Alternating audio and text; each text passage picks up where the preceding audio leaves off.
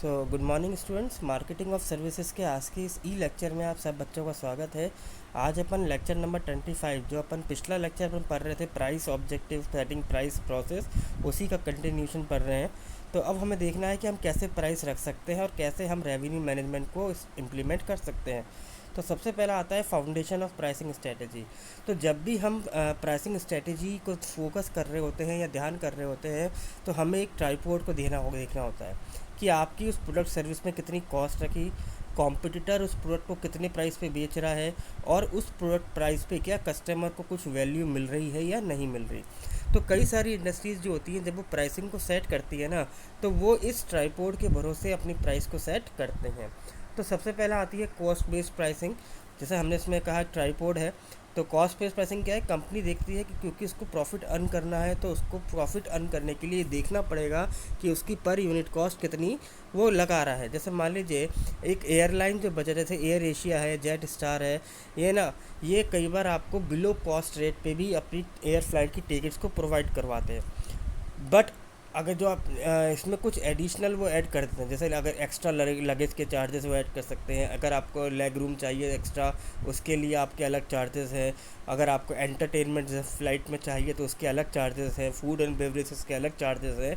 तो इस तरीके से क्या है, वो अपने यहाँ पे जो रेट्स है उसको तो उन्होंने कम कर दिया, बट कॉस्ट को रिड्यूस करने के साथ थोड़ा सा एडिशनल प्रॉफिट के लिए उसने क्या किया कि वो अलग से उन्होंने चार्ज करना शुरू कर दिया। ऐसे ही वैल्यू की अगर हम बात करें, वैल्यू जो है बहुत ज़्यादा इम्पोर्टेंट फैक्टर माना जाता है कि यदि हम जो भी perceive sum of all the perceive benefit, जो भी कस्टमर को हम बेनिफिट दे रहे हैं उस प्रोडक्ट या सर्विसेज के, उसमें से सभी कॉस्ट को हम रिड्यूस कर सकते हैं।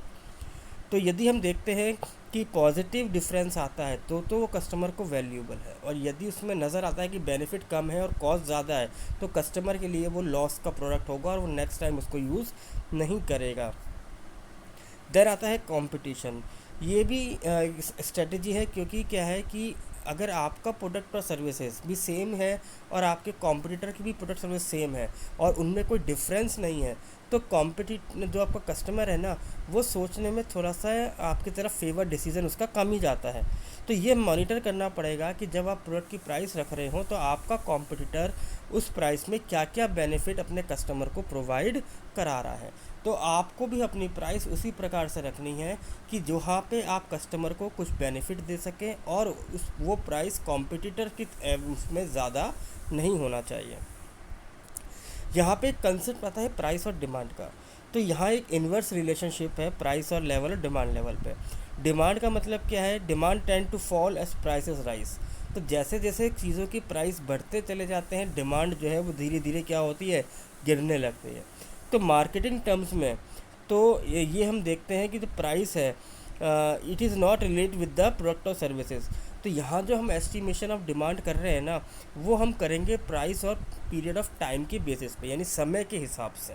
जैसे मैंने एक एग्जांपल लिया है, मान लीजिए एक प्रोडक्ट की प्राइस 100 रुपये थी तो उसकी डिमांड जो थी वो 500 थी। फिर हमने उसकी प्राइस जैसे मान लीजिए 90 कर दी, तो उसकी डिमांड क्या होगी, वो बढ़ जाएगी। और कम करेंगे डिमांड और बढ़ जाएगी, और प्राइस कम करेंगे तो डिमांड और बढ़ जाएगी। तो इन सिचुएशन में हम क्या देख रहे हैं कि जो डिमांड है क्वांटिटी ऑफ गुड्स की, वो प्राइस के हिसाब से क्या हो रही है, वो बढ़ रही है। अगर प्राइस घटेगी तो डिमांड क्या होगी, उस प्रोडक्ट की धीरे धीरे बढ़ती चली जाएगी। तो यहाँ पे हमें एक जो लॉ नज़र आता है वो क्या है, law of demand is the inverse relationship between price and demand. तो यहाँ पे जो है, जो कर्व है एक्सेप्शनल कर्व जो बनती है, इसका मतलब क्या है कि जैसे जैसे प्राइस बढ़ती चली जाएगी वैसे वैसे डिमांड कम होती जैसे जाएगी। जैसे तो यहाँ पे हमने लिखा है, अगर हम इसको उल्टा कर लें इस टेबल को, यदि आपकी प्राइस 60 थी तो क्या होगा, 900 क्वांटिटी हो रही थी, 70 होते ही प्राइस क्वांटिटी गिरने लगेगी और 100 पहुँचते पहुँचते क्वांटिटी कितनी हो जाएगी, 500 रह जाएगी। तो जब हम प्राइस को सेटिंग करते हैं तो हम क्या देखते हैं, हमें एक प्रिंसिपल को फॉलो करना है। तो जब हम एक प्राइस को सेट करते हैं तो आपको ये देखना पड़ेगा कि आपका जो मार्केट है, आपका जो कंपटीशन है, उसके अंदर डिमांड लेवल क्या है।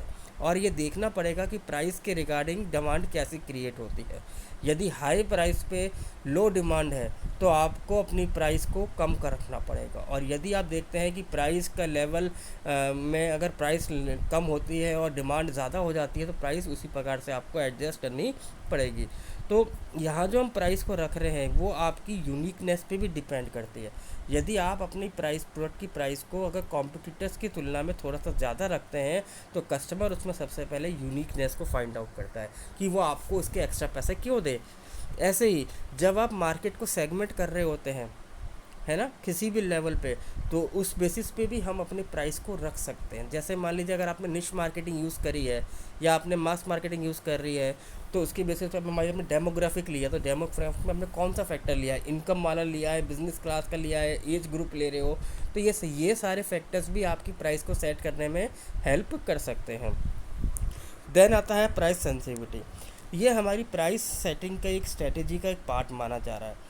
तो जब हम प्राइस सेट करते हैं तो यहाँ पे टर्म आती है प्राइस सेंसिटिविटी। ये पर्टिकुलर क्या इंपॉर्टेंट है, जब आप अपने न्यू प्रोडक्ट या सर्विस को मार्केट में लॉन्च कर रहे होते हो तो आप क्या प्राइस में चेंज कर रहे हो, डिक्रीज़ कर रहे हो या इंक्रीज़ कर रहे हो। तो मार्केट में कई बार क्या लेस सेंसिटिविटी होती है। अगर आपका प्रोडक्ट यूनिक है और लोगों से डिफरेंट है और आपको लगता है कि वो कस्टमर के लिए वैल्यूबल है तो आप उस सिनेरियो में अपने प्राइस को बढ़ा सकते हो। पर यदि आपको इन तीनों में से कुछ नहीं लगता तो आप प्राइस को हाई मत रखिए। तो मार्केट क्या है, कई बार बहुत ज़्यादा सेंसिटिव भी होता है ना। क्योंकि अगर आपके प्रोडक्ट की तरह उनको और भी ज़्यादा ऑल्टरनेटिव्स मार्केट में अवेलेबल हैं तो आपको उस केस में प्राइस को देखना पड़ेगा कि क्या प्राइस ज़्यादा रखने से मार्केट डिमांड पर फ्लक्चुएशन हो रहा है, क्या आपकी डिमांड घटेगी या बढ़ेगी। इस तरह से भी आप अपनी प्राइस को देख सकते हैं। तो मार्केट यदि लेस सेंसिटिव है और आपके पास कई क्वाइट डिफरेंट क्वालिटीज़ हैं तो यहाँ भी आपको देखना पड़ेगा कि वो कस्टमर कैसे कंपेयर कर पाएगा उस डिफरेंस को। तो यहाँ पे भी आप देख लीजिए अगर प्राइस बढ़ा हुआ तो क्या वो डिमांड को इफ़ेक्ट डालेगा। ऐसे यदि लेस सेंसिटिव है और इनइलास्टिक है, मान लीजिए when the cost of switching from one product to another, अगर कस्टमर आज ए प्रोडक्ट को ख़रीद रहा था और आप प्रोडक्ट बी बना रहे हैं तो यदि वो बी पे स्विच करता है और उसकी कॉस्ट बढ़ जाती है तो उस वक्त भी वो आपकी प्रोडक्ट की डिमांड को कहीं ना कहीं इन्फ्लुएंस करेगा। जैसे मार्केट अगर लेस सेंसिटिव है और प्राइस पे आप बात कर रहे हैं, वहाँ पे प्रोडक्ट इज़ नेसेसिटी है, ऐसा कोई प्रोडक्ट है जो बहुत ज़रूरी है तो वहाँ पर आपको क्या फॉलो करना है ये देख लीजिए। तो यहाँ पे हम जो फॉर्मूला फॉलो करते हैं कि जो डिमांड में चेंज हो रहा है, जिस परसेंटेज में डिमांड में चेंज होगा उस परसेंटेज में प्राइस में भी क्या होगा, चेंज होगा। तो इसी को हम कहते हैं प्राइस इलास्टिसिटी ऑफ डिमांड। जिस परसेंटेज में डिमांड चेंज हो रही है उस परसेंटेज में क्या होता है, प्राइस भी चेंज हो रही होती है। तो यहाँ डिमांड जो होती है वो सेगमेंट किस चीज़ से होती है, कस्टमर की सेंसिटिविटी पे, जो कि वो प्राइस की और उसके फीचर्स से इसको रिलेट करता है।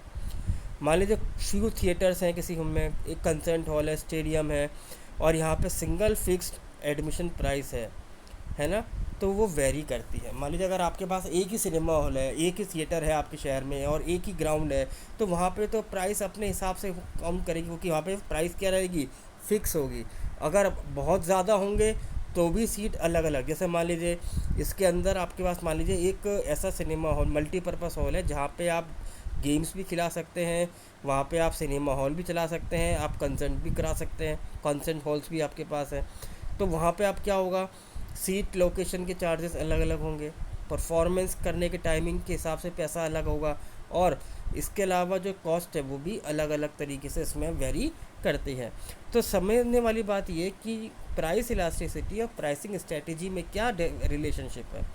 यदि संभव हो सके हमें क्या करना चाहिए, हमें एक टेस्ट करना चाहिए प्राइसिंग का सर्वे के थ्रू। वो जैसे मैंने पहले कहा, आप एक प्रोडक्ट बनाइए, एक सैम्पल टेस्ट करिए, उसकी एक प्राइस रखिए और लोगों के बीच में उस प्रोडक्ट सर्विस को ले जाइए और लोगों से पूछिए क्या वो इस प्राइस पे इस प्रोडक्ट के सर्विस को यूज़ करना चाहते हैं। उस प्रोडक्ट के बारे में लोगों को बताइए, है ना। तो यदि आपको लगता है कंज्यूमर को तो कि हाँ ये फेयर प्राइसेस हैं तो आप वही प्राइस रख सकते हैं, और यदि कंज्यूमर का रेस्पॉन्स नेगेटिव है तो प्राइस को आपको देखना पड़ेगा क्या रखना चाहिए। तो जो रिलेशनशिप है बिटवीन राइजिंग द प्राइस और फॉलिंग द डिमांड, ये क्या है, इलास्टिसिटी ऑफ डिमांड का कंसेप्ट है। तो यहाँ पे आप एक स्प्रेडशीट यानी एक्सेल शीट भी यूज़ कर सकते हैं। आप कई सारी डिमांड कर्व्स को डेवलप करिए जो ये शो करेगी कि किस पॉइंट पे डिमांड जो है गिरना शुरू होगी, यानी प्राइस धीरे धीरे कम हो रही है तो डिमांड कितनी रेशियो में कम हो रही है ये आपको देखना पड़ेगा, है ना।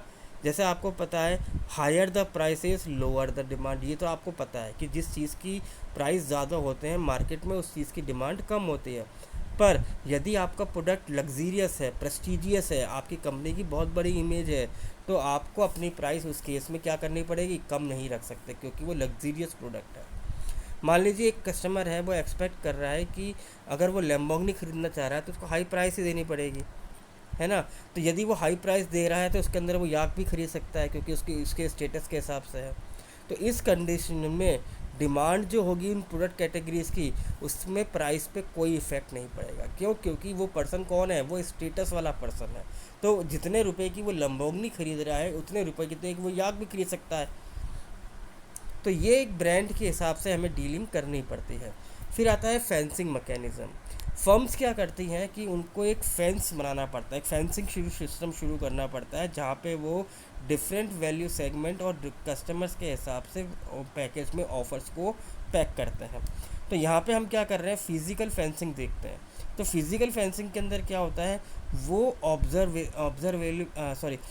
ऑब्जर्वेबल कैरेक्टरिस्टिक्स जो कि कंज्यूमर को समझ में आती है। जैसे अगर हम एक बच्चे और एक बड़े की बात करें और उनको सर्विस के हिसाब से बात करें, क्लास ऑफ ट्रेवल की बात करें, होटल्स की बात करें, उनके रूम्स की बात करें, तो वहाँ पे हमें देखना पड़ेगा कि वहाँ पे प्राइस क्या होंगी। और यदि हम नॉन फिजिकल फेंसिंग की बात करें, जैसे कैंसिलेशन ऑफ या पेनल्टीज़, या फिर हम कहते हैं चार्जिंग या फ़ीस लगाना या लेट फ़ीस लगाना, रिजर्वेशन में आप देखते हैं, तो यहाँ पे हमें दिखाई देता है कि किस तरीके से फेंसिंग हमें नज़र आ रही है।